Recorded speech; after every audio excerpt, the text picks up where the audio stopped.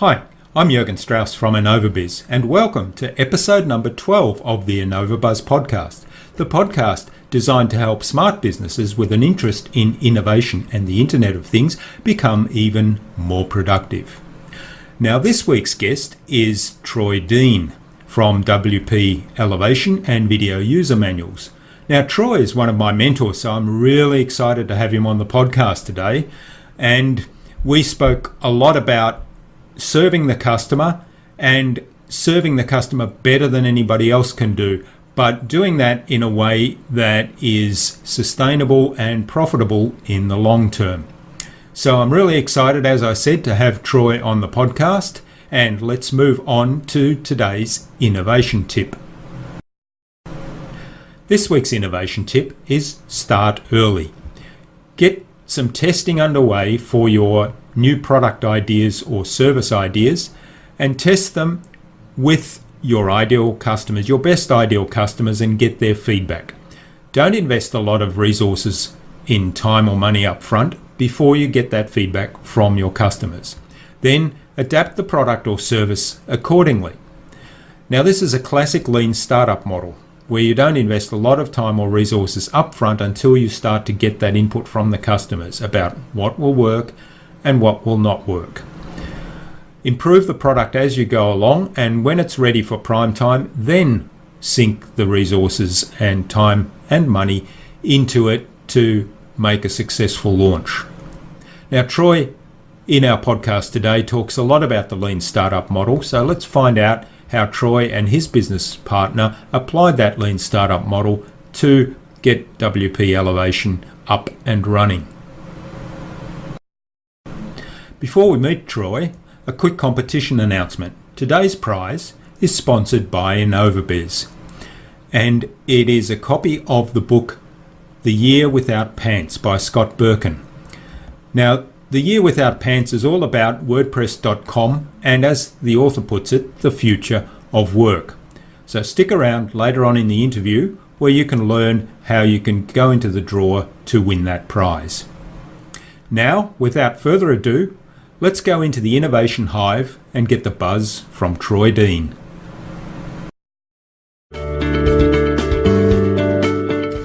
This is the InnovaBuzz podcast, helping smart businesses be even more innovative.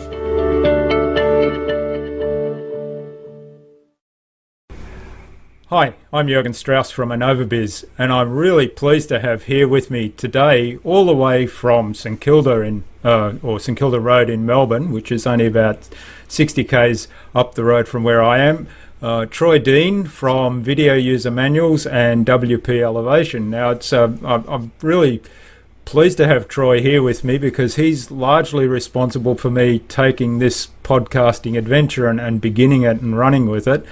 So it's a real privilege to have you on the podcast, Troy. Well, thanks for having me, Jürgen. It's interesting. Actually, I interviewed a guy yesterday on my podcast by the name of Ed Dale, who is probably the reason that my podcast exists in the first place. So it's kind of a nice loop that's going on here. Okay, that's great. Yeah, well, it's a real privilege to have you on the podcast. And of course, for those people that don't know, WP Elevation, I think your pitch is it's the first business coaching program designed specifically to help WordPress or website consultants attract better clients and better projects and so on. But I guess my spin on that, because I'm part of that, is it's a global mastermind of around about 130 to 150 people. It's a fantastic community that are all supportive of one another. And if people come to us at InnovaBuzz and we don't know how to do something, then I can ask that community, and there'll be at least a handful of people that will know the most obscure things, and all of them right through, everywhere in the world are really helpful and will go out of their way to solve each other's problems. So that's real fantastic.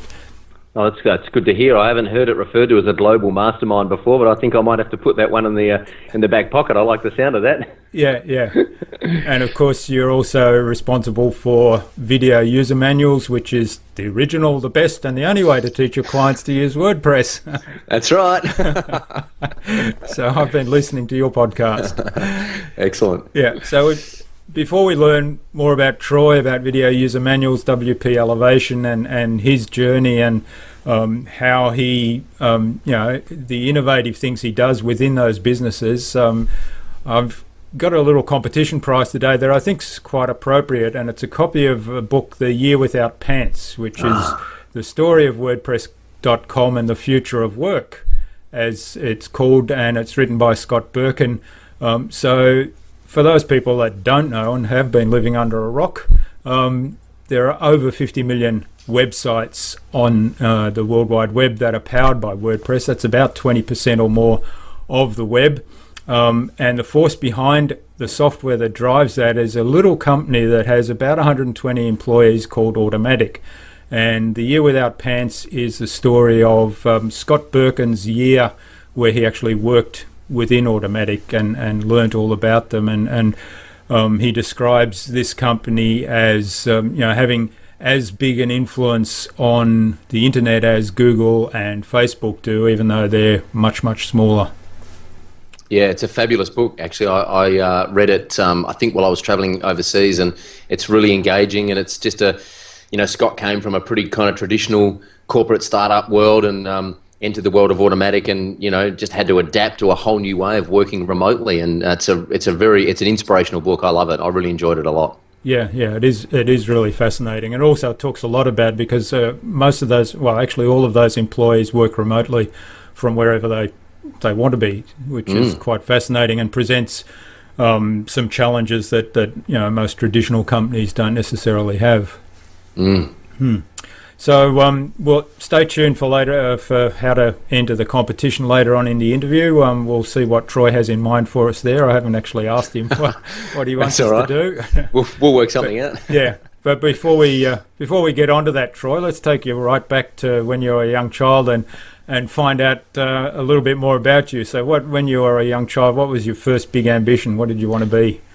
I wanted to be I wanted to be an actor or a rock star. Okay. And in hindsight, when I think about it, I used to spend a lot of time, when I was like 6 years old, jumping up and down on the bed in front of the mirror with, something as a microphone, pretending that I was, the lead singer of Kiss, or, that I was in a Rolling Stones film clip, or, I was just fascinated by music film clips and actors. I was a huge fan of James Dean, and, when I was in late primary school or early high school, I was a huge fan of Johnny Depp, and I was fascinated by how magnetic these characters and these personalities were, and how much people. I was kind of fascinated by the celebrity and the attraction that these people had en masse. But in hindsight, I think as I've kind of grown up a little bit, I've realised that what I really wanted to do was to connect with lots of people rather than connecting with individuals. I wanted to be in front of large groups of people, connecting en masse, because there's just a real buzz from being in front of a large group of people and having that connection. It's something that's, for me, it's like a drug. It gets quite addictive. And perhaps making a difference. Yeah, absolutely. Yeah. I mean, the interesting thing about that is, James Dean died very young, of course, and I remember I was probably only a child at that time, and I was kind of devastated when I heard that. And then Johnny Depp, he's done some interesting things lately, but he kind of went off the radar there for a long time, and I think he got fed up with the whole acting milieu, didn't he? Yeah, and he's been one of those guys that's chosen really interesting roles. I mean, he's had some duds as well, but his character in Pirates of the Caribbean, he freely admits, is kind of modelled on the guitar player for the Rolling Stones, Keith Richards. Yeah, Keith Richards. It's like, if Keith Richards was a pirate, this is how he'd be. I just love that. I love that take on it. And in fact, I think Keith was in one of the Pirates of the Caribbean movies. He made a cameo. Yeah. So you did actually go into music at some stage, didn't you, and into radio? Yeah, I did. I did a little bit of acting when I was a kid, and when I was a teenager, did some bit parts and some commercials and stuff, and then and did a bit of quite a bit of theatre. Started studying theatre at university, and then discovered music and rock and roll and pubs and beer and girls, and kind of let the acting thing go, and joined bands and was playing rock and roll for sort of most of my 20s, and then towards my late 20s, I got into voiceovers, so voicing television commercials on radio and voicing commercials on radio and television. And the good thing about being a voiceover artist is you still get to perform. It's not a live environment, but you get to perform, but you're completely anonymous. Not like you can still go out for dinner with your partner and no one recognises you, Whereas if you're an actor on a TV show or you're a famous musician, you go out to dinner and people want to get your autograph all the time. But if you're the voice of, ANZ or the voice of Telstra, no one knows, no one's got a clue. So it's kind of a sweet little gig doing voiceovers. Yeah, that's great. There is an interesting story there, though, isn't there, about the Cadbury jingle? There is, yeah. So I sang the Cadbury jingle. Well, which part of the story do you want? I sang the Cadbury jingle, Wouldn't It Be Nice? And it's based on a Beach Boys track, of course.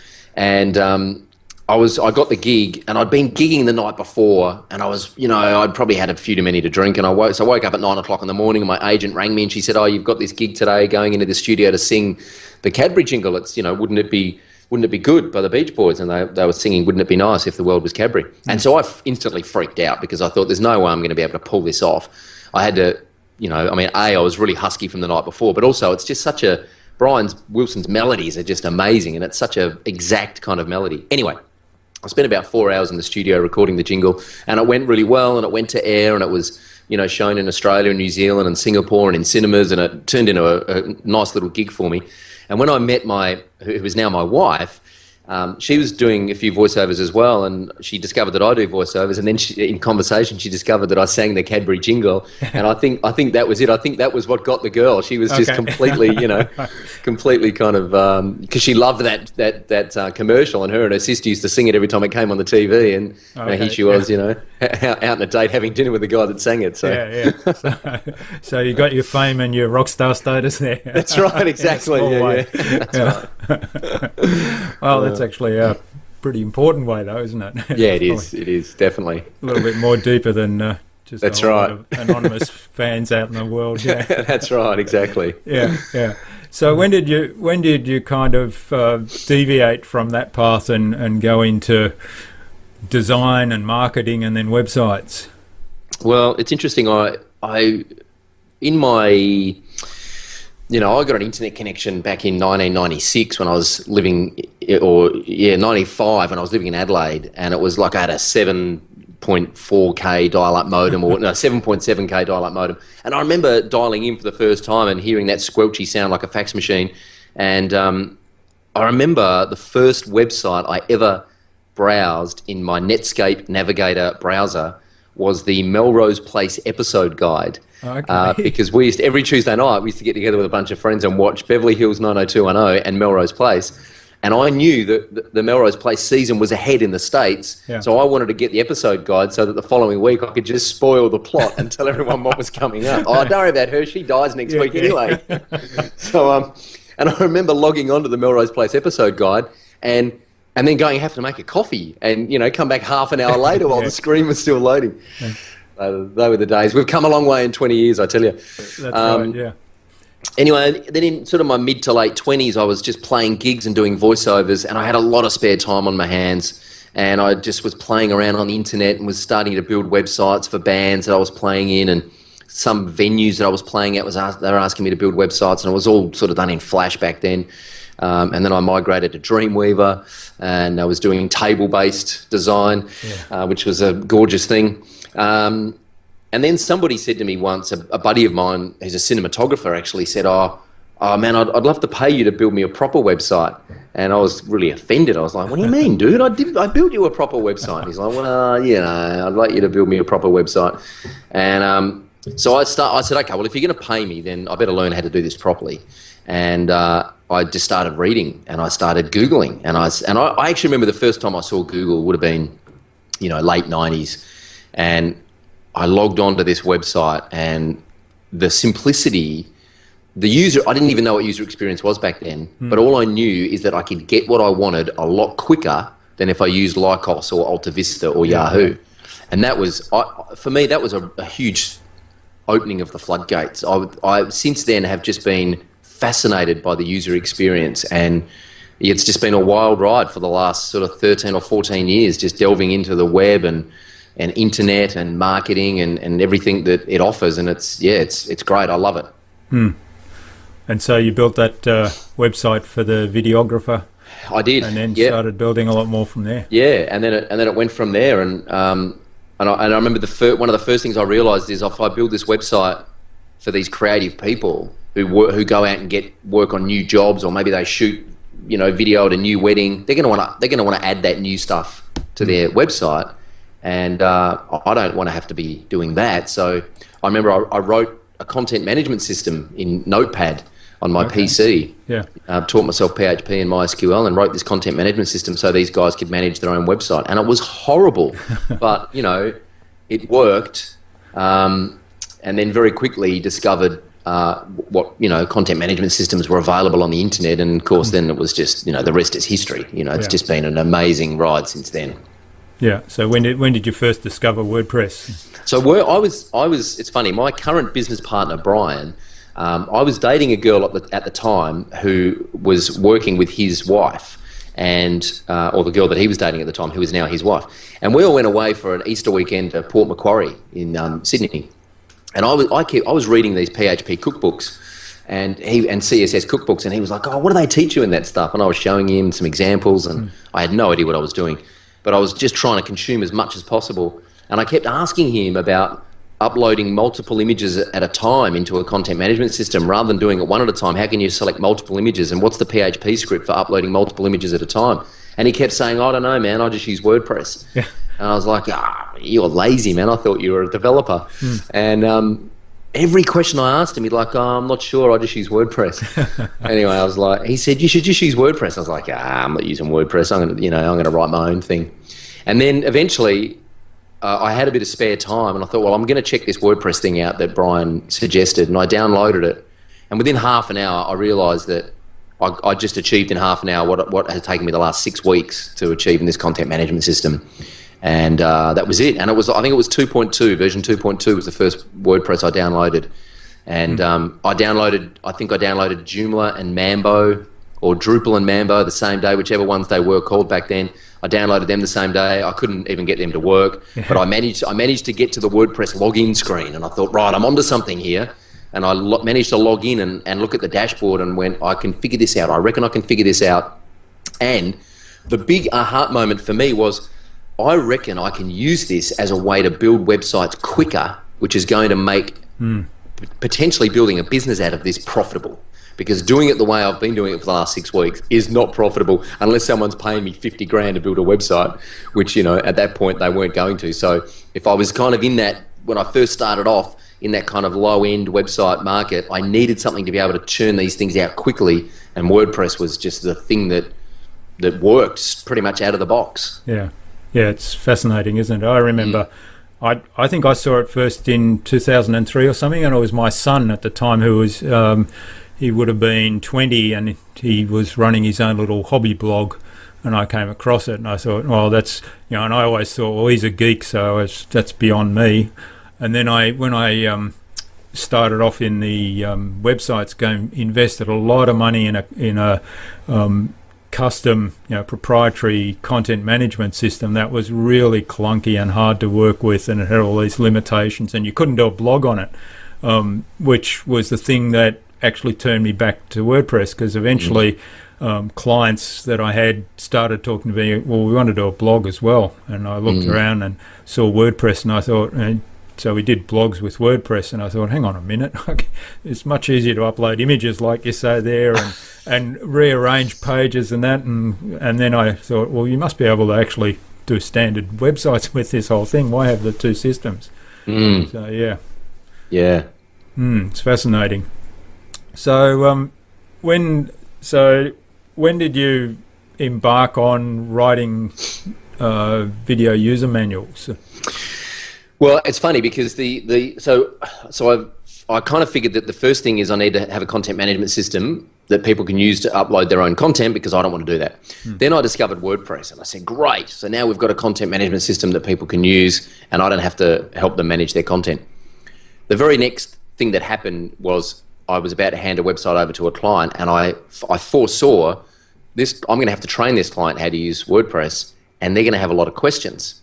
And if I get my next client, which I intended to get more clients, I'm going to have to go through the same process again. So how do we systemize this so that I don't, because there's nothing more painfully boring than teaching 10 people how to use WordPress over a 3-month period and just running the same training session over and over again. And back then, webinars kind of didn't really exist, and online video was a bit clunky and the bandwidth wasn't great. And so I thought, I locked myself in my room for about 2 weeks and wrote a written user guide in a Word document and took about 100 screenshots that showed everything you could do in WordPress as a content manager, or what WordPress call an editor. Yeah. And I saved that as a PDF, and I flicked it up to my buddy Brian in Sydney, and I said, hey man, you use WordPress, check this out. You should just give this to your clients instead of, training them, and hopefully they won't ask any questions. I gave it to my client and they just loved it. Then Brian rang me back and said, man, we should make this a plugin and we should make videos. And I said, well, do you know how to make a plugin? And he said, I reckon I can figure it out. I said, well, I reckon I can figure out how to make videos. So you make the plugin, I'll make the videos.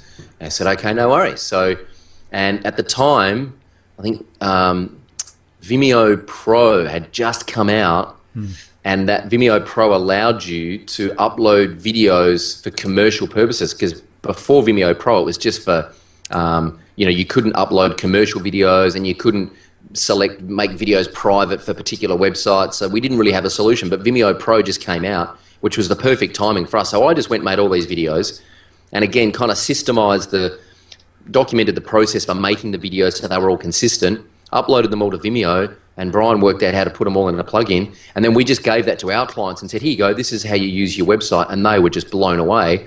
And then we decided to put it up online and start selling it to other WordPress developers to help them. And it slowly built and became a recurring revenue stream in our business. Yeah, I remember discovering it, I think was 2009. Was it around then? Yeah. Yeah, so we launched in 2008, yeah. Okay, yeah, it may have been 2008, because it was very early on when I was building WordPress sites, and I had probably about 3 or 4. And like you say, I had people ringing me up all the time. I've messed this up. How do you do that? I've forgotten how you upload an image. I've forgotten how you do this. And I saw that come through. It must have been through an email or something. And I took a quick look at it, and I thought, oh God, I've got to have this. Yeah. And I went and installed it in all the websites I had straight away, the existing ones. And it was just before Christmas, because I remember I sent out an email to all my clients and I said, this year I've got a really special Christmas gift for you. It's in here. Here's where you go to. And I did my own little video. I said, here's where you find this stuff. And you now have, this video series and user manual and everything. And, you can do all that stuff now. So it was really great. Good. Yeah. It's really interesting to hear. It's really interesting to hear stories of our customers that actually use it in real life, because it's kind of weird. Even though we've got hundreds of customers all over the world, I still kind of get, stuck in my own little bubble where I think we're the only ones that use video user manuals. So it's kind of weird when you hear someone else using it. It's like, oh right, yeah, people are actually using this product. Yeah. Do you know how many downloads you've had? I don't know off the top of my head, but I do know that that video user manuals is installed on, I think it's about 30,000 websites around the world. So split across all of our different customers. So, but I'm not actually sure the number of times it's actually been downloaded. I probably should know that, but I don't. Yeah, Brian would know that off the top of his head. Yeah, well, we always put it in as a standard, so it's part of the training process. Yeah, good. Yeah, it's a great product. So so when did you decide that you needed to do more than that? Well, I had a consulting business. I had a web design agency. We were just doing client services, and I had video user manuals with Brian. That was this product business that was kind of ticking over, and we were just doing it part time. And I had a meeting with my mentor Ed Dale at the time. This was kind of mid 2012, and I said, I was just really unhappy in my client services business for a whole number of reasons. And it was all my own doing, really. I'd kind of built this business that just made me miserable. And Ed said to me, and then every time I spoke about video user manuals, my eyes would light up and I'd get really excited. And Ed just said to me, dude, what are you doing? Just focus on the one thing that you really love the most. And it became really obvious. So I left that meeting. I called Brian and I said, mate, I'm in full time. I'm going to get out of my web design agency. I'm going to dissolve that partnership, and we're going to go full time because this is what I really love doing. And so that was music to his ears. And then, so pretty much the first thing we did is early 2013, I looked at our database and said, hang on, there's about 10,000, at that point there were about 8,500 people on our database. And we had about, I don't know, 700 or 800 customers actually using the plugin.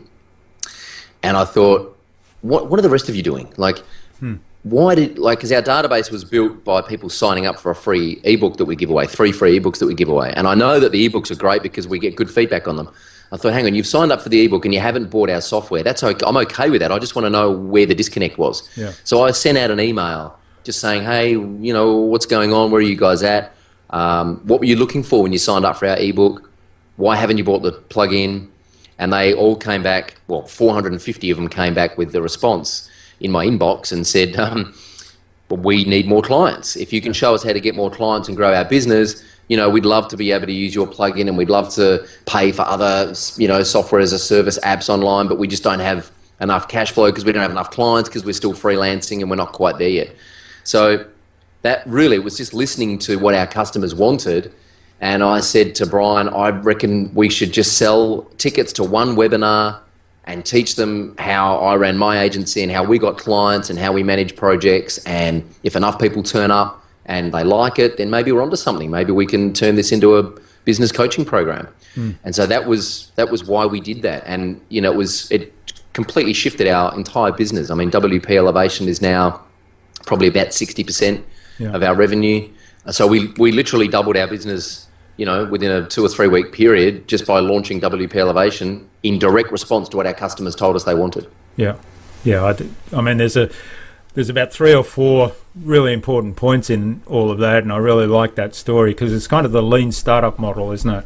Yeah. And it's like the first important point, I think, is you need a good list, and it amazes me always that, and in fact I had a discussion yesterday with somebody that I'm about to write a proposal for, and it was like, well, what are you doing to gather emails and so on? Oh, I'm not into sending emails to people and so on. So, well, hang on a minute.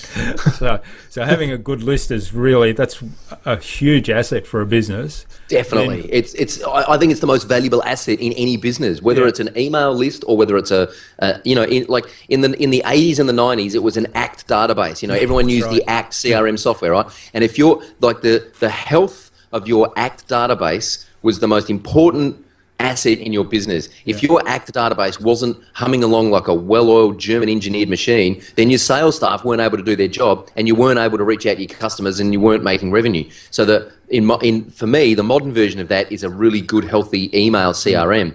And anyone who says they're not into sending emails, I'd say, well, are you not into making revenue? Are you not into selling? Yeah. Are you not into servicing your customers? Yeah. So I think it's the most valuable asset you can have in a business is a healthy database of customers, prospects, and leads. Yeah. And then I interrupted you. No, that's good. I think that's a really important point. And I think the second thing there is then finding out what they actually need. Where are their pain points? Where are their needs? Where are the gaps? And again, this is the same person I was talking to yesterday around what services they provide, and they were just so hung up on the service. And I said, no, what problem do you solve? What's the problem?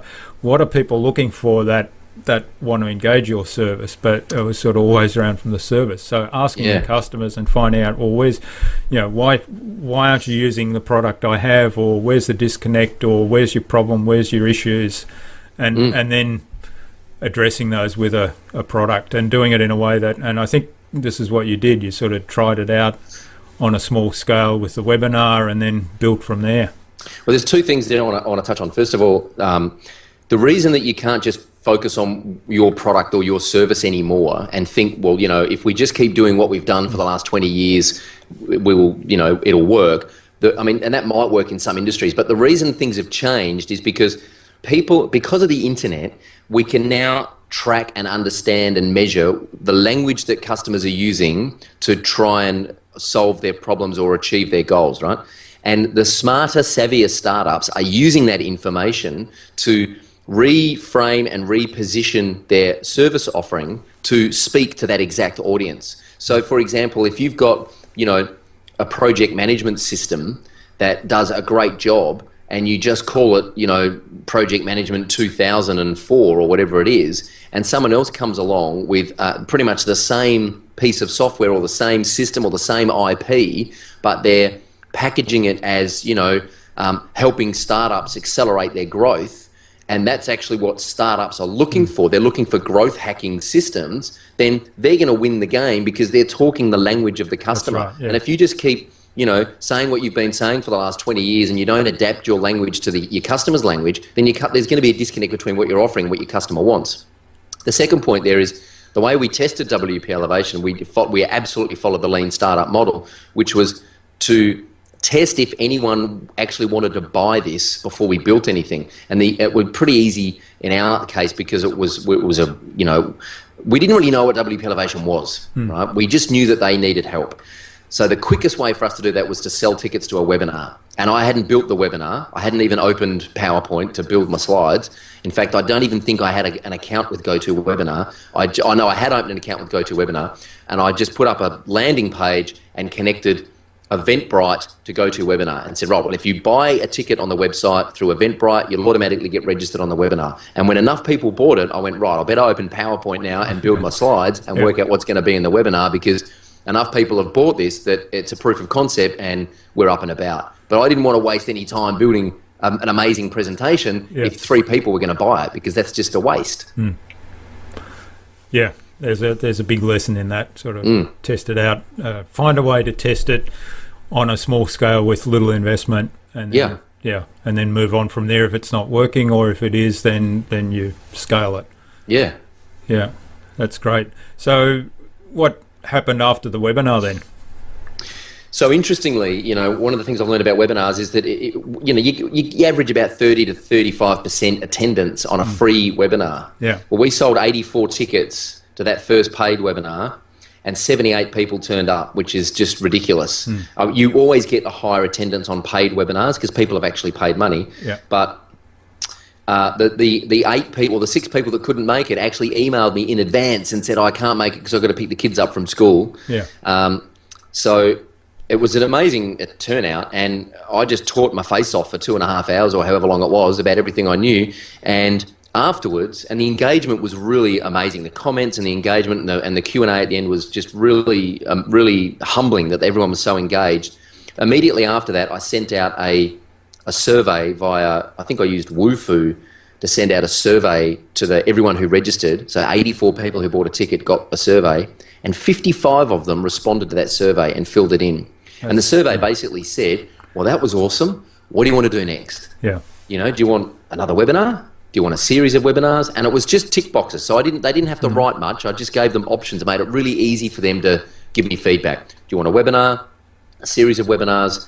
Do you want a mastermind group? Do you want to go to the Philippines for a week and have a mastermind group? Do you want monthly coaching calls? Do you want a members forum? Do you want a Facebook group? What do you want to do next? And they filled that in, and then I got about 5 or 6 of them on Skype and had a conversation and said, hey, if we build this, what does it look like? What does it need to include? And what's the price point? And I had 5 people say, this is what we want included, and if it's between $1,200 and $1,500 a year, I'll sign up right now. And I said, great, I'm coming back to you in 2 weeks' time, and I'm going to take you up on that. So I essentially, without getting the money, I essentially got pre-orders from at least 5 people.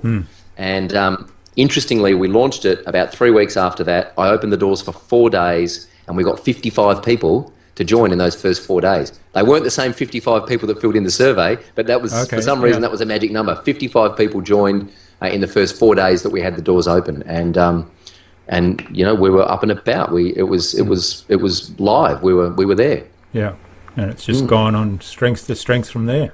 Yeah, and with additional stuff being added, and again, as a member of that community, I can say that you're still following that same model, asking people what do they want, so on.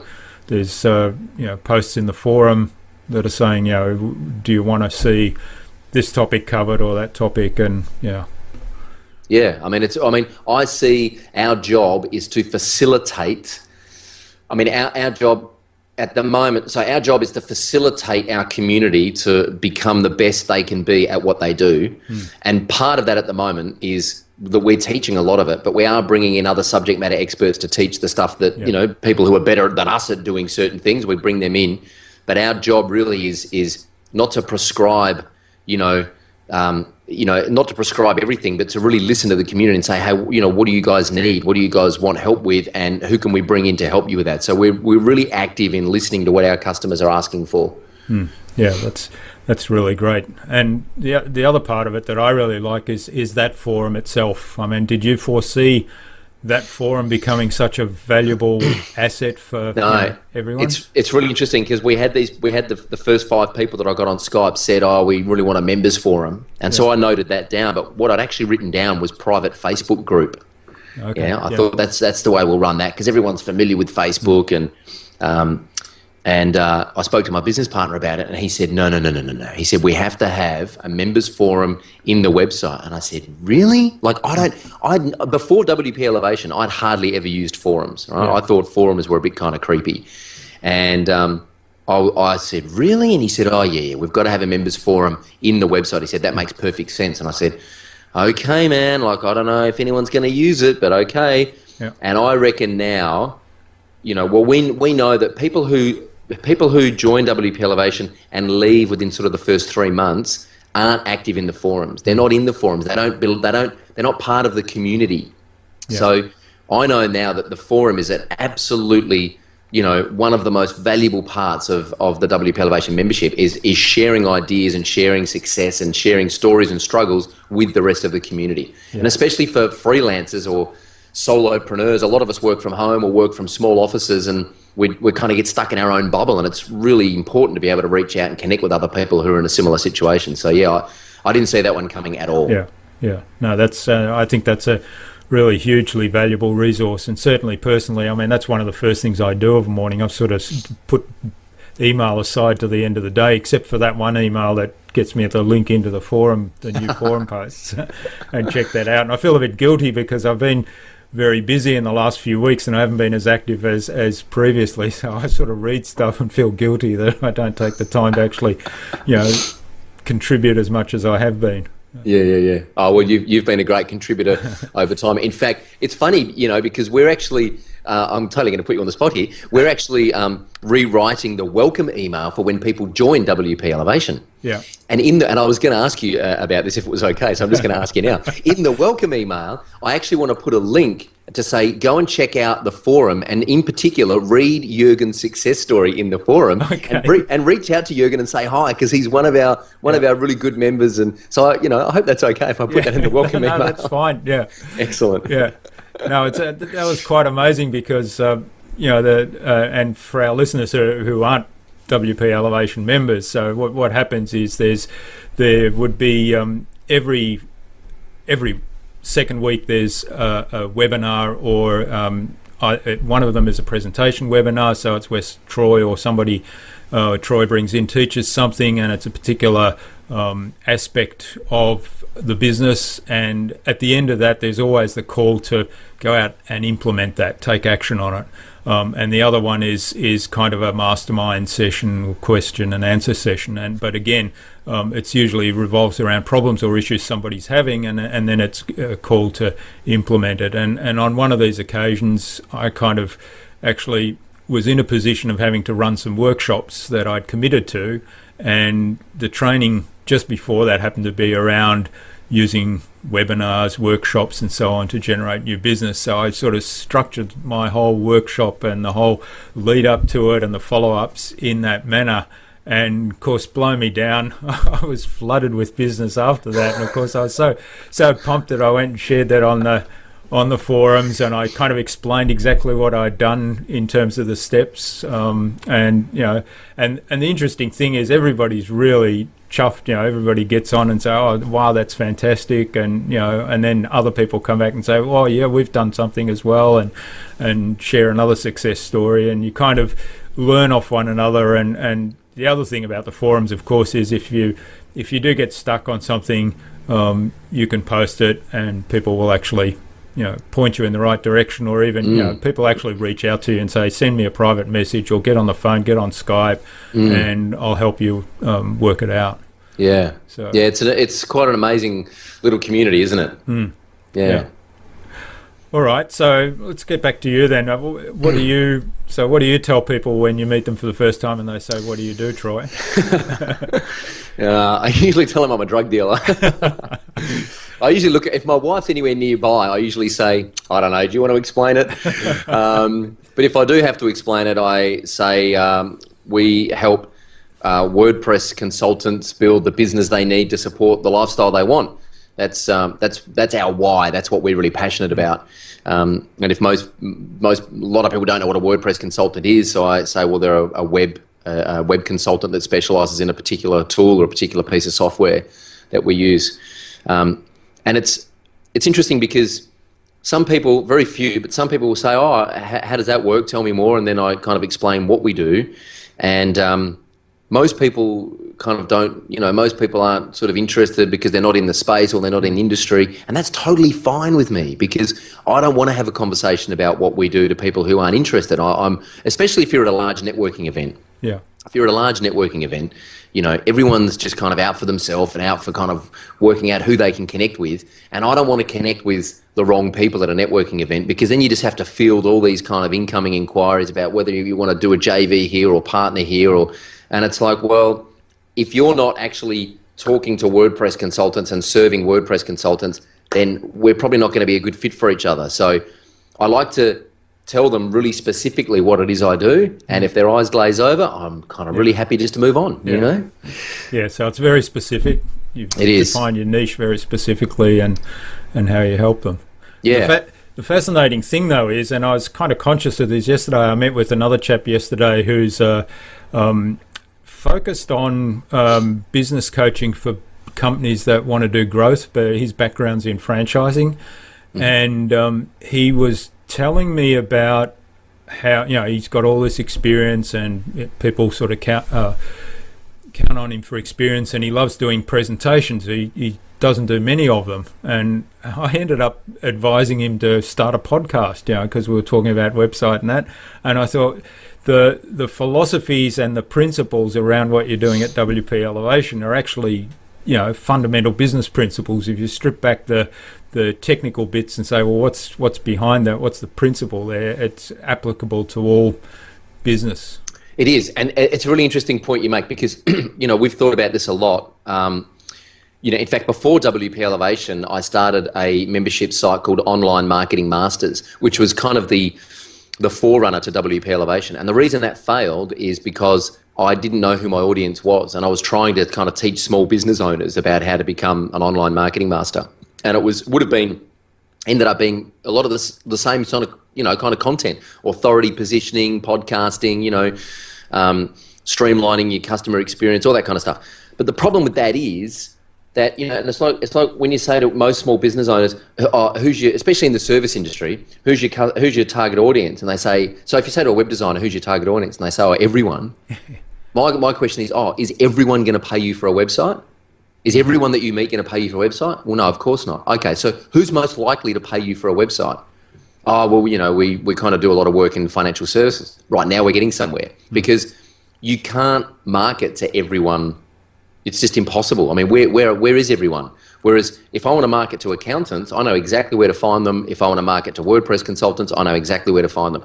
And the reason that we market to WordPress consultants is because we are WordPress consultants. So it makes perfect sense. We understand the struggle, we empathize, and we've actually got the results in our own business. So, it's interesting that what you say is a lot of what we teach and a lot of what we facilitate is kind of fundamental business stuff. But the reason we focus on WordPress consultants is because that's who our audience are, and we know where they are, and we can get in front of them pretty easily. Yeah, and you speak their language, and they can understand you. And that's a really important point as well. All right, so what do you spend most of your time doing day to day these days? Oh, what do I spend most of my time doing day to day? At the moment, I'm looking for a new office. Okay. That's what I've been doing the last couple of days. Looking to move. Yeah, we're they've kind of put a personal training studio on top of us here, and it's very noisy. Oh. So we're kind of on the move here. But I spend most of my time podcasting. So I spend most of my time, interviewing people on our podcast, creating content for WP Elevation. So creating webinars, trying to partner with other people to create content, putting together coaching calls, coaching clients. We've probably got half a dozen platinum members in WP Elevation now, and I've got a handful of other private coaching clients that I coach through general online marketing stuff. Mm-hmm.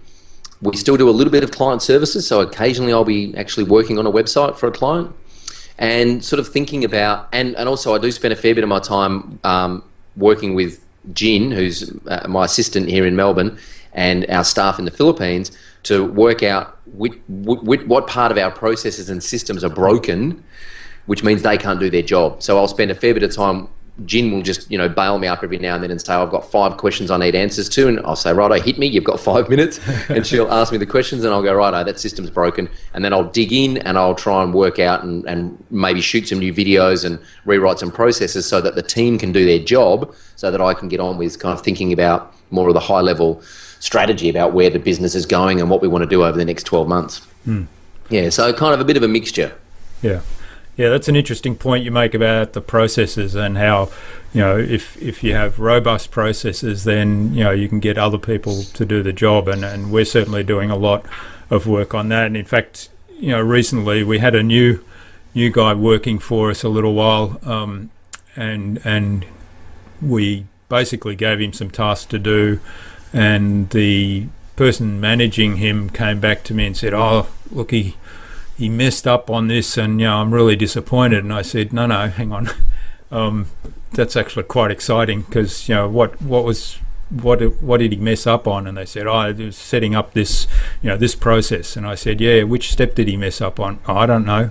Okay, go back and find out which step he messed up on, because the process is broken. That's right. Up. Yeah, that's right. So it's that's really the first thing I look at when something goes wrong. The first thing I look at is the process, because staff. A lot of the time staff can fill in the blanks, but there are some times where staff just can't fill in the blanks, especially if it comes to technology. Yeah. So if something goes wrong, like we've had, you probably know, we've had email invitations for webinars go out, three times with the wrong date in it, and our audience are very forgiving, thankfully. But I just look at that and go, well, it's not the staff's fault, it's the process's fault, and ultimately I wrote the process, so it's my fault. I need to rewrite the process and make the process more solid and more robust. Otherwise, I'm just going to have to end up doing it myself. Yeah. So it's my job to get the process right. That's right. Yeah. And I was actually I was sending out one of my processes to someone because I offered to share it. I was sending it out to him, and I kind of looked at it again. And I thought, hang on, that's not what I do when I do that step. So I sort of went through and rewrote it. It's really interesting too, actually. You've just touched on a very interesting point. If you share your processes with other people, it kind of eliminates the BS factor. Like, you can look at one of your processes and go, yeah, it's pretty good, I know what to do there. But if you share it with someone, outside your business, it forces you, like, you don't want to be embarrassed. You don't want to send them a process. It's like, what the? So I'm a big fan of sharing things outside the business, because it forces you to have a look at it and tighten it up so that you're then proud of it. Yeah, that's right. Yeah. All right. So what are the biggest challenges then within your business? Is it sort of getting those processes right, or is it scaling up with staff? I think probably the biggest challenge I've got is identifying what the most valuable thing is that I can be doing, today and this week. And that's something that I, have struggled with for a long time. I get distracted by opportunities, as we all do. Luckily, I've got a business partner who's pretty, good at keeping me on task.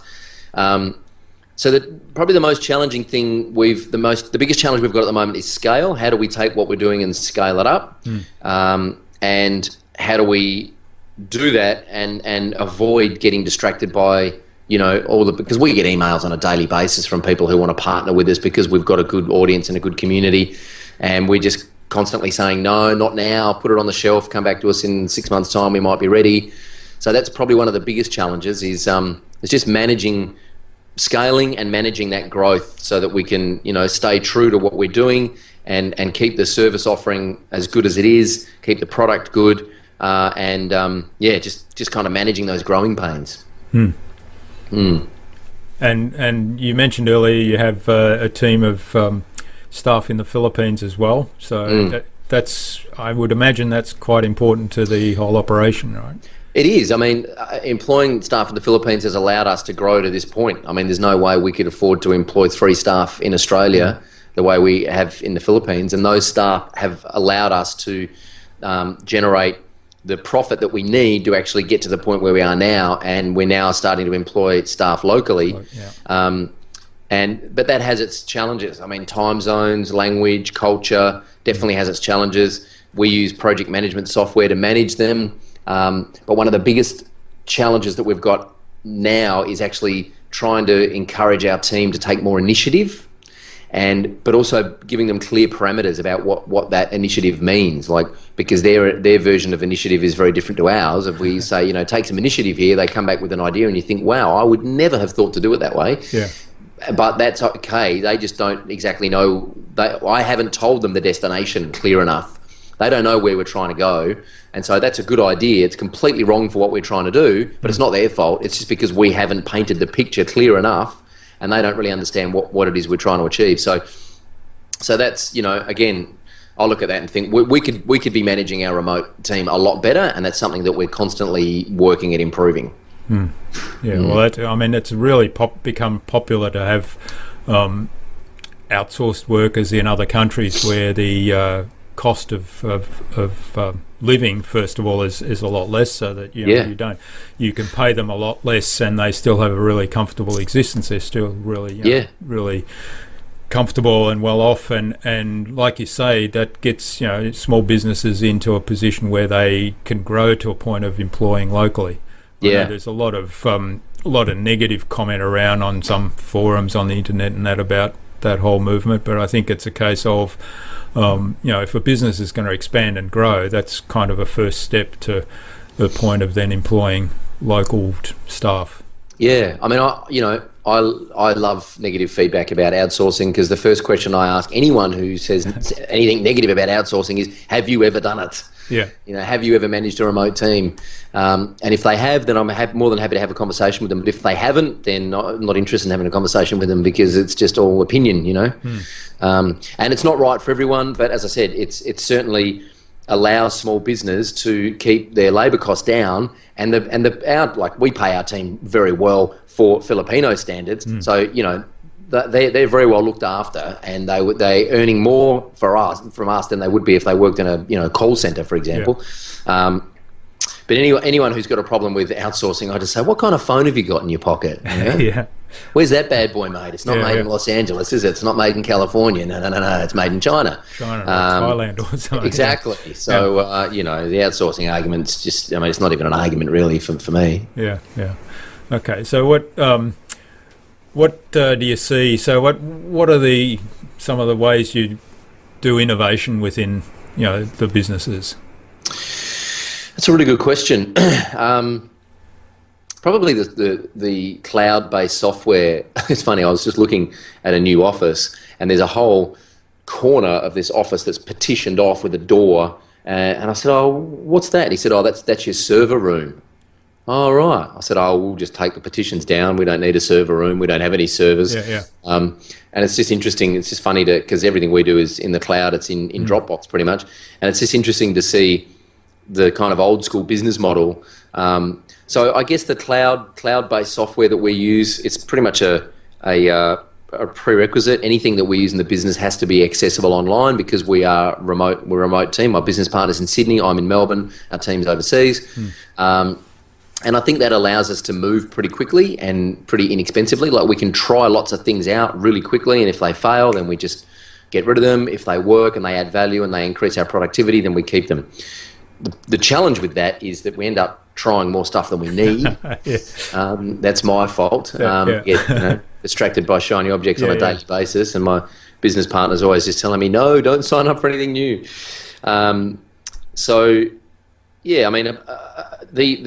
We use things like, I'll give you a specific example. We use Amazon AWS, which is Amazon Web Services. We use Amazon AWS to deliver all of the videos that are in our video user manuals plugin. So if you imagine, 30 or 35,000 domains around the world accessing those videos on a weekly or monthly basis, our hosting costs would go through the roof. But hosting everything hosting all the videos on Amazon now allows us to, deliver that product at the cost is negligible. It would be less than a carton of beer every month for our video hosting costs, which is ridiculous. And we service hundreds of customers all over the world. So that's just one example of thinking like a lean online-based startup rather than a traditional kind of traditional business model. That's and of course Amazon's not a small company, is it? So no, it'd be pretty reliable and Foursquare. Occasionally it goes down. Foursquare, the local-based social network website is completely built on Amazon, and Amazon went down for I think 24 hours or 48 hours last year sometime, and Foursquare was completely offline for a couple of days. They couldn't do anything because their entire business is built on Amazon, or at least it was back then. So, yep, you're definitely taking risks, but I have more faith in Amazon to be able to run hardware than our team. With all due respect to our team, we're not in the hardware business. Yeah, that's right. Yeah, and also, the resources and the infrastructure that they've got in place, and I think they've got about 4 or 5 locations in the world where they've got redundant servers and so on. Yeah. Yep. All right. Well, what do you see as the risk and opportunity cost then of sort of trying to get out there and do things differently? And the risk is always that if you're investing in other people's technology, or you're using other people's technology in your business, the risk is that they might not be around in 2 years' time. And if you get into bed with them, so to speak, and build your business on someone else's technology, then you could be in a bit of strife. The opportunities I think are huge, because it allows you to run experiments really quickly. Like you can literally, set up a website, put up a landing page, drive some traffic to it, whether it's from Facebook or Google Ads or your own internal list, and kind of test a hypothesis. Will this part of the business work? Are people interested in this? 3-4 years ago, that might have taken a week to kind of get that all up and running, and now you can do it in a couple of hours. So I think the opportunity far outweighs the risk, but I think you do have to be aware. My business partner is really good at doing risk analysis and saying, well, if we do this, this is everything that needs to happen. Whereas my gut reaction is to just pull the trigger and then see what damage I've done, and then go and fix, then go and put the fires out quickly before anyone notices. Always ask for forgiveness instead of permission, as the old adage goes. But I think you do need to strike a balance. I know that's a really boring answer, Jürgen, but you do. I think the opportunity outweighs the risk is my message, and I think the technology, definitely the internet technology, should be embraced more than it should be feared. Yeah, I think you raise an interesting point there about how quickly you can do experiments, and the the data that you can then collect off having a website and analysing how many people are visiting that website and what they're doing when they get there is just amazing. And it was fascinating. I'm often asked, because I've got a science background, how did you get into websites? And, that's totally foreign, isn't it? And so on. I say, well, not really, because the way I approach it is, to sort of treat it as doing experiments and testing things out and looking at the data and like you say, draw a hypothesis if that, and then test it out, see if it's working, and have a look at the data and then adapt from there. So it's and you can do that very quickly. Yeah. Imagine in manufacturing, imagine food manufacturers who are thinking about releasing a new line of toothpaste. Imagine if they got that kind of data from customers who were in the toothpaste aisle, and they were kind of all thinking, I wish there was a toothpaste that did X. If you could tap into that kind of, tap into those kind of hidden thoughts in your potential customer's brain, it would just make your decisions so much easier, wouldn't it? Yeah, that's right. Yeah. All right. So let's sort of have a look at your spare time then. What do you do when you're when you're not working and not on the internet doing WordPress or webinars? I'll paraphrase Bill Ballou, I think it is, that said on my podcast, he said, you make the assumption that you make the assumption that I have spare time, and that there is time where I'm not working. What do I do when I'm not working? Well, I still play a bit of music with a couple of buddies of mine. We go down to a rehearsal studio every now and then and jam, and it's like a poker night without the poker, really. It's just an opportunity for the boys to get together and let off steam. Yeah. And it's awesome. It's so much fun. My wife and I like to, travel a bit. We like to get away for weekends here in Melbourne, and we like to, travel. As you know, we love Southeast Asia, and I just love traveling, in general.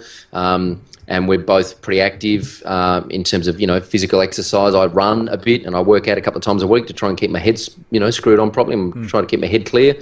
But, I got to say, I work a lot, and because I love it. I just absolutely love what I do. I don't consider it as work. I just consider it as play. I mean, I just get to play on the internet all day and hang out with these awesome people, and and the bills get paid. So it's just it's remarkable. Yeah. Well, my last guest that I interviewed on Monday, actually, and I'm not sure when that's going to be published because I'm about 4 episodes backlog. But he must be in his 70s now, and he's still working full time.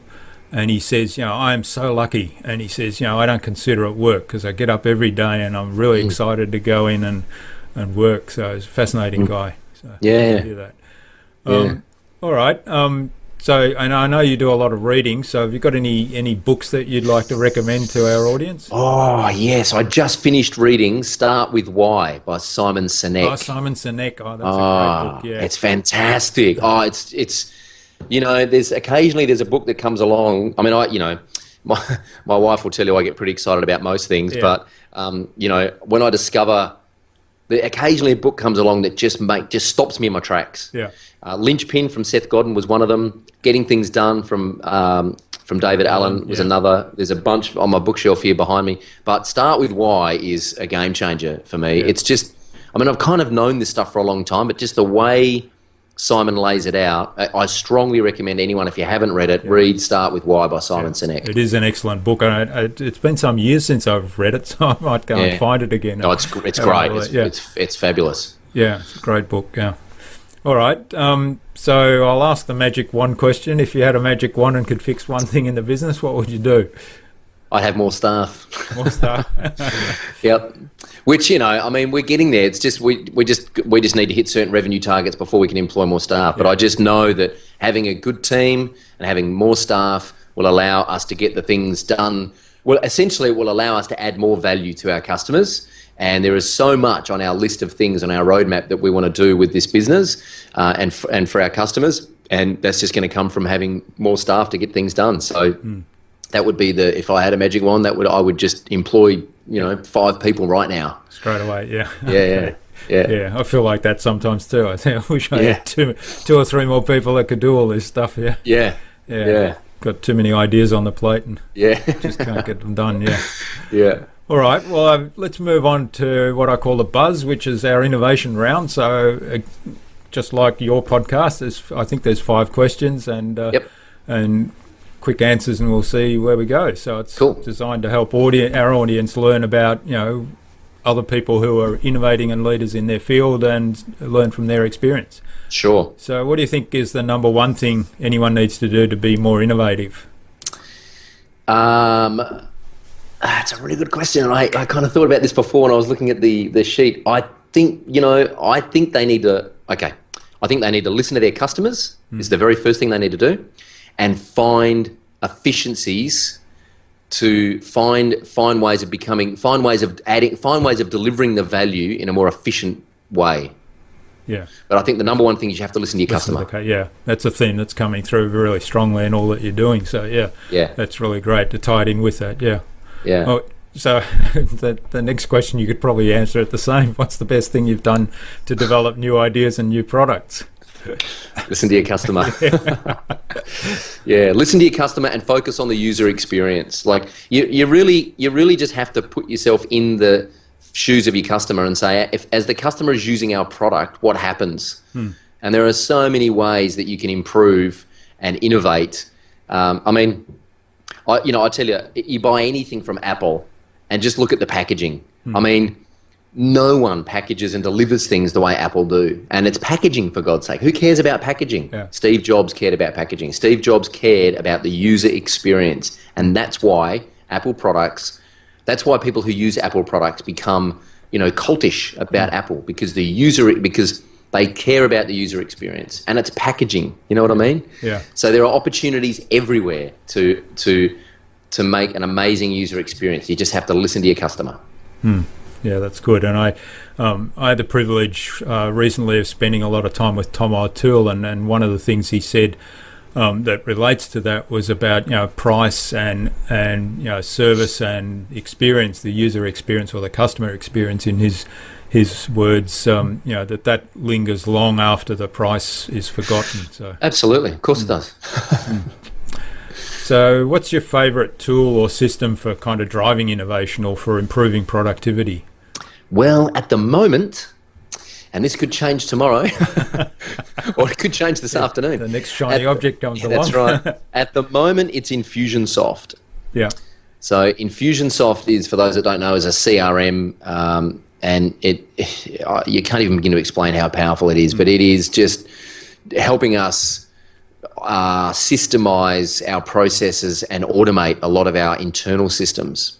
So even, for example, when we publish a podcast episode with a guest, we email the guest the link to the podcast episode so that they can share it with their following. And then 2 weeks later, we email them to remind them to come back and look through the comments and award a prize. Well, that's all automated in Infusionsoft now. So what we do is we add the link to their episode into their customer record card in Infusionsoft. We tag them as podcast guest, and the emails just go out automatically. So it doesn't fall through the cracks. We're not relying on some human to put a reminder in their calendar to email that podcast guest. It just happens automatically. Yeah. So Infusionsoft is not perfect, but it's fabulous. Yeah. And if I understand it correctly, you can actually do conditional things there. So, you can trigger those things to go different pathways depending on what events might have procured Absolutely. that. Yeah. I mean, the easiest example is I'm working with a coaching client at the moment who's got kind of 3 major things that she teaches. Let's call them apples, bananas, and oranges.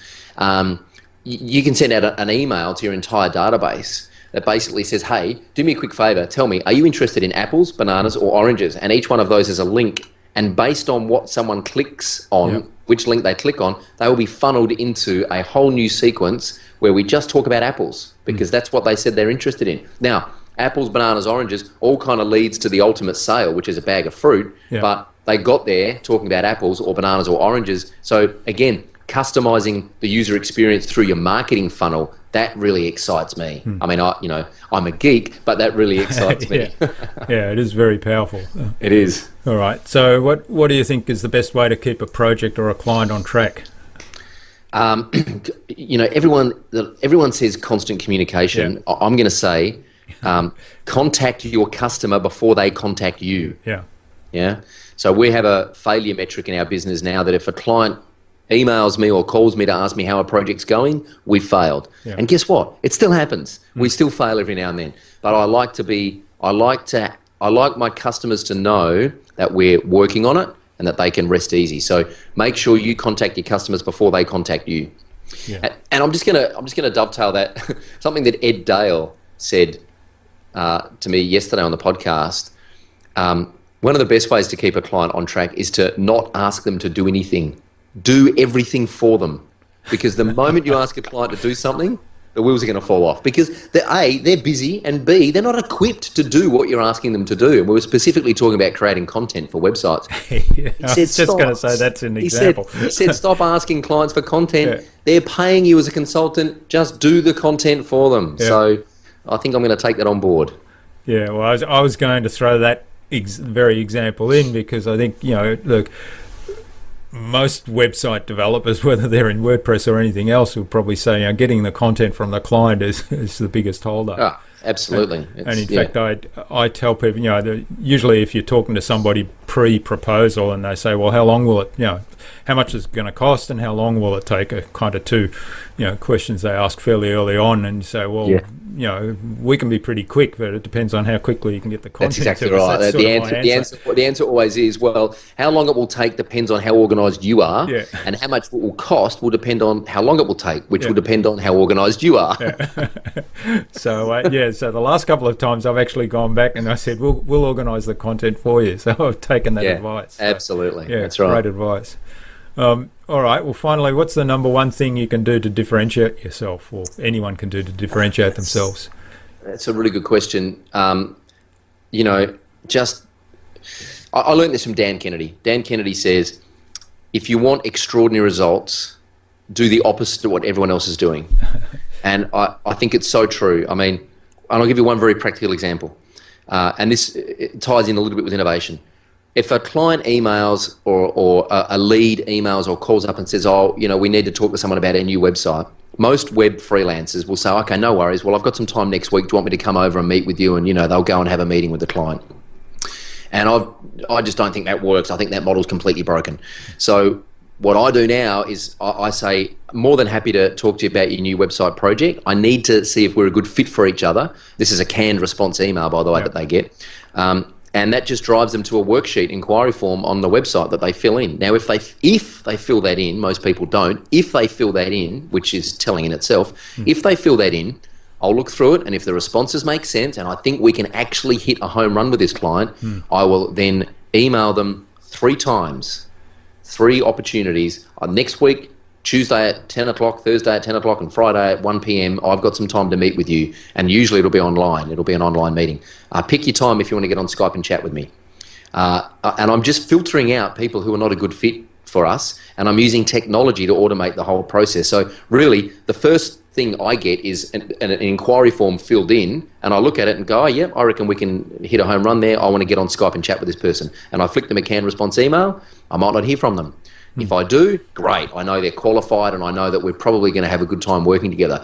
So that's, you know, no one's doing that because everyone's optimistically running around having meetings, and that's fine. I'm happy for them to do that, but it's not the model that I'm in. And I deliberately chose doing what I'm doing now because no one else is doing it. So that was just a way of differentiating myself. Turns out it's a good positioning exercise as well, but that was kind of a byproduct, really. Yeah. No, that's great advice to sort of do something different, but it has to be something that makes sense, obviously. It does. Do it differently to others, It's basically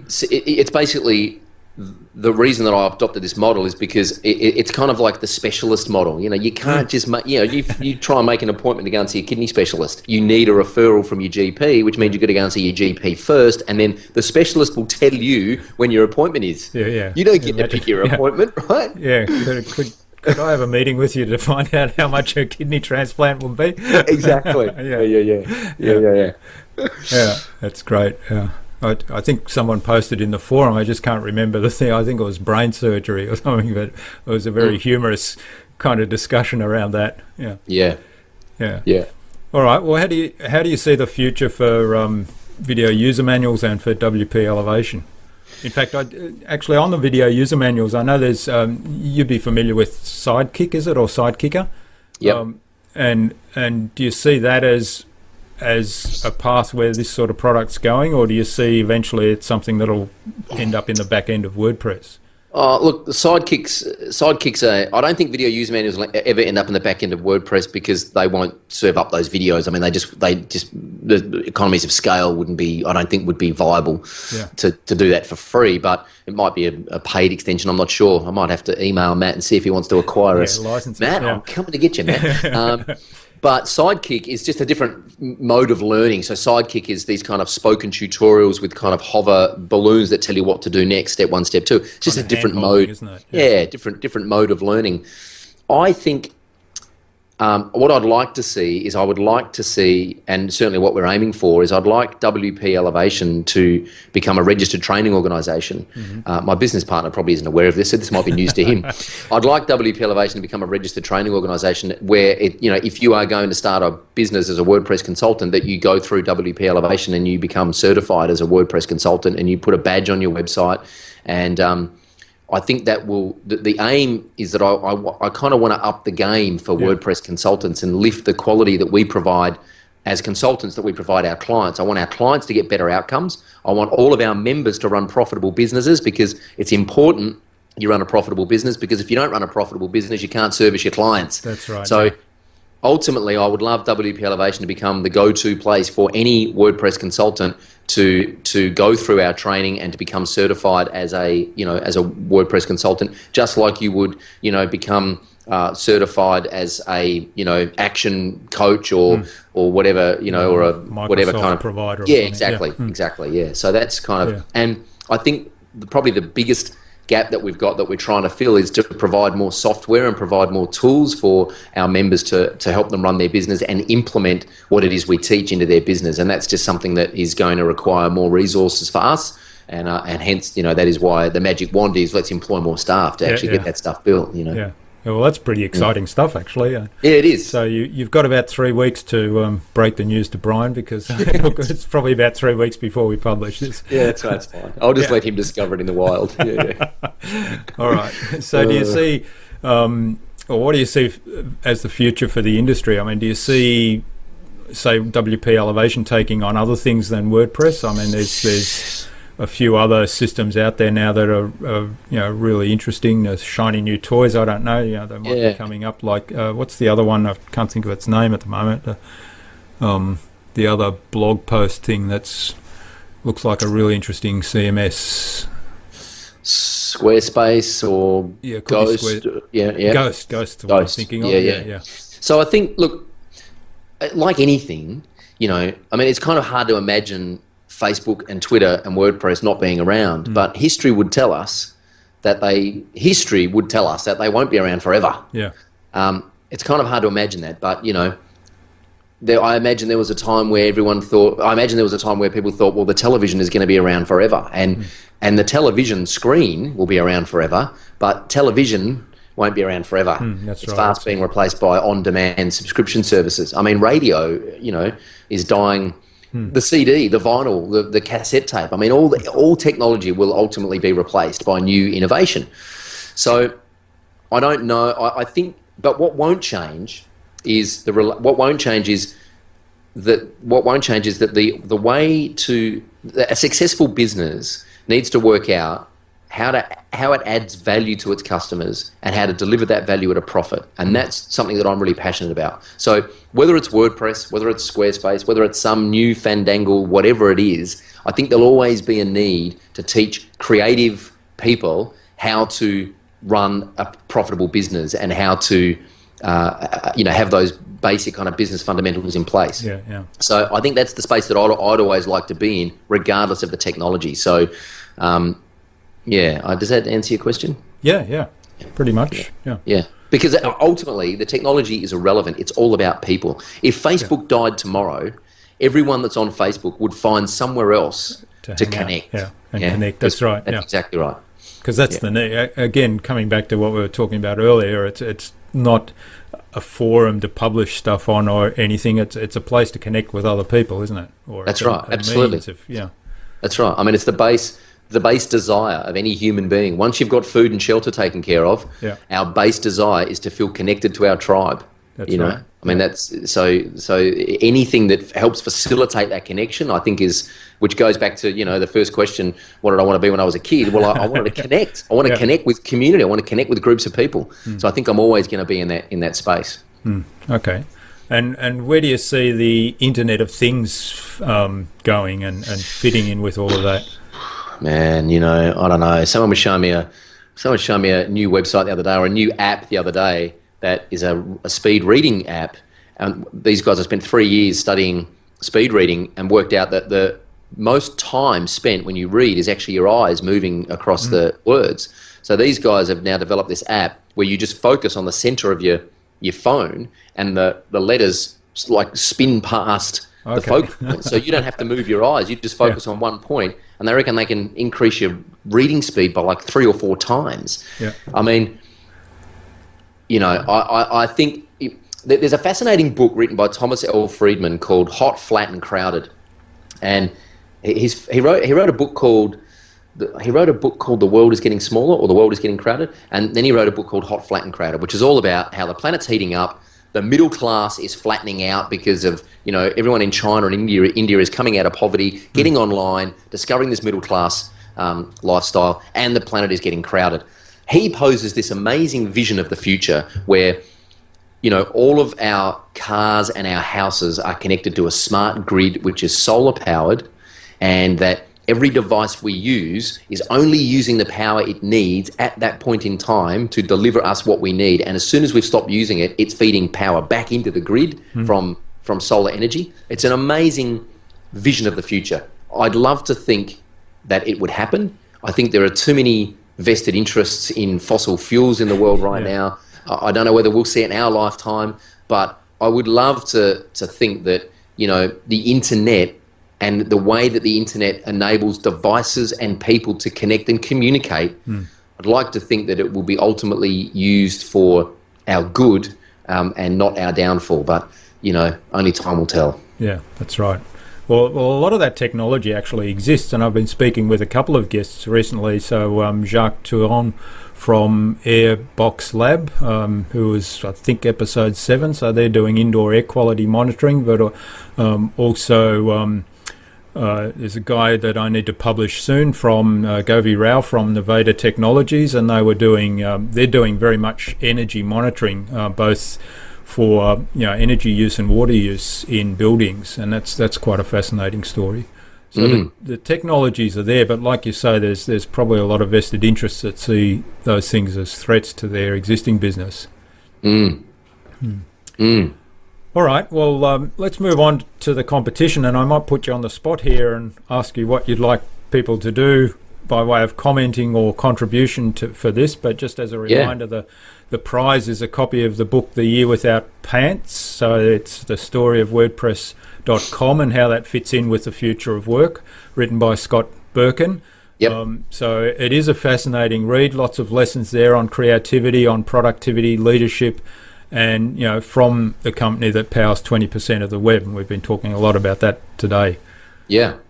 So what do you think? I'm going to be a little bit selfish here and ask what is it, so what's the number one thing that the listeners or viewers would like to fix about their current website? Okay. What is the number one improvement or innovation, or the number one thing they would like to fix about their current website that would actually make a difference to their business? That's great. Yeah. That sounds good. So, and that way, I mean, we're both in the web space, so that way that gives us a bit of market research, doesn't it? That's right. Yeah, it's excellent. So what's the number one thing that you want to see fixed, or you'd like to fix on your website that will make a difference to your business? So put a comment underneath the video here, and I'll get Troy to call back in a couple of weeks and award the prize to the best entry or the most innovative entry.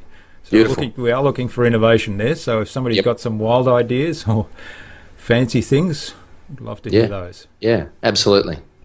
All right. Awesome. Well, this has been fabulous. I think we've been going for quite a while now, so I appreciate your time. No problem at all. So in wrapping up then, what's the number one piece of advice you'd give to any business that wants to be a leader in innovation? Ignore your competition. Just ignore your competition. That's interesting. Just don't worry about what your competition's doing. Don't worry about how they're innovating, because if you worry about what your competition's doing and you kind of, I mean, we have competition and we see our competition innovating and doing things and adding new features and new tools, and we kind of go, oh, why didn't we do that first? And we used to. Now we don't. In fact, now I don't even know what my competition's doing. I just don't care. I'm only interested in how we can deliver more value to our customers at a profit. That's what I'm interested in, and that's how we'll innovate. We will innovate. We'll continue to innovate to add more value to our customers and maintain a profit. So my number one tip is just ignore your competition and listen to your customers. That's fantastic. And so there's a theme there, isn't there? There is. There definitely is a theme, no doubt. Okay. All right. Well, this has been really great. Really appreciate your time, Troy. So where can people reach out to you and say thank you, or get in touch, or maybe even they want to have a look at the WP Elevation website and explore that a bit more?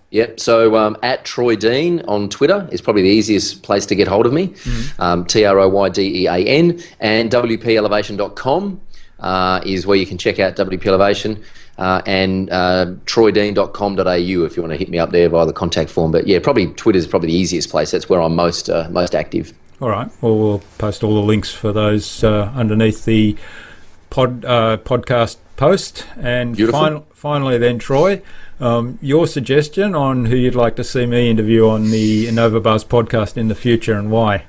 I knew you were going to ask this question. And I'm totally unprepared for it. But I think I kind of have been thinking about this, and from an innovation point of view, because I'm kind of in this bubble, in the kind of the WordPress bubble, and I don't want to give you someone like, Tim Ferriss is pretty obvious, but I want to give you someone that I think you can actually reach out to, and wouldn't take you 3 years to get them on. I'll tell you what. How about Collis Taid from Envato? Oh, Envato, yeah. So I'll tell you why Collis. Collis was kind of the first digital marketplace. And Envato, for those that don't know, are a digital marketplace where you can, buy, audio files or video bumpers or, website themes or anything digital. And Collis was one of the first guys to create a marketplace where instead of just selling digital goods, he created a marketplace where people could sell and buy digital goods. So he's not selling any of his own product. He's just a marketplace. It's like eBay for digital goods. But he was really the first in that space. He's a Melbourne guy, and him and his wife have grown that company out of their in-laws' garage. They now employ over 200 people. They've got an amazing office here in Melbourne, and I think he would, and I've interviewed him, and I think he would be fascinating, and I actually think he'd be interested in not talking about WordPress or the web, but talking about innovation in business, because he's constantly got his foot on the pedal. So, and I'm more than happy to connect you with Collis to make that introduction too. Okay, well, I'd love to do that. So, Collis, look out. We'll be chasing you for an appearance on the InnovaBuzz podcast. Excellent. That's great. Yeah, actually, my last guest suggested I interview Neil Diamond, so that was so that's presenting a bit of a challenge.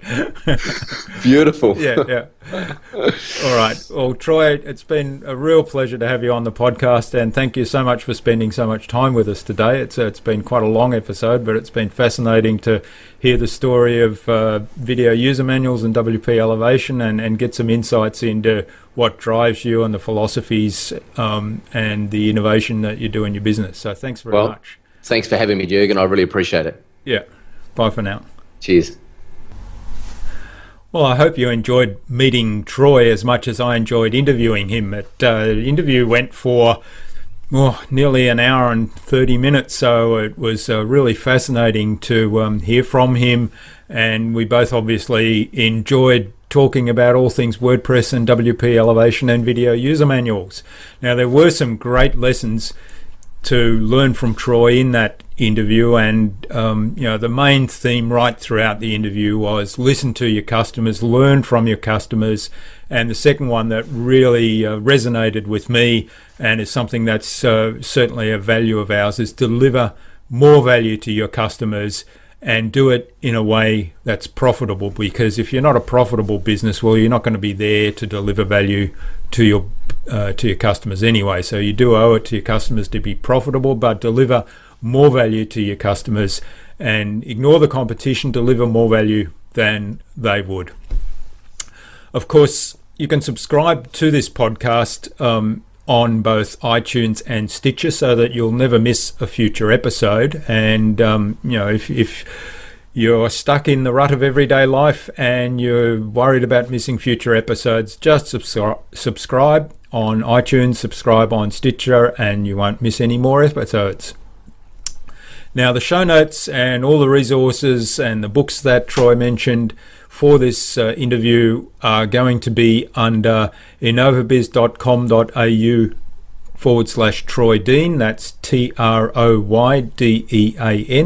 No dashes, no spaces, no underscores or anything like that. So just innovabiz.com.au/Troy Dean.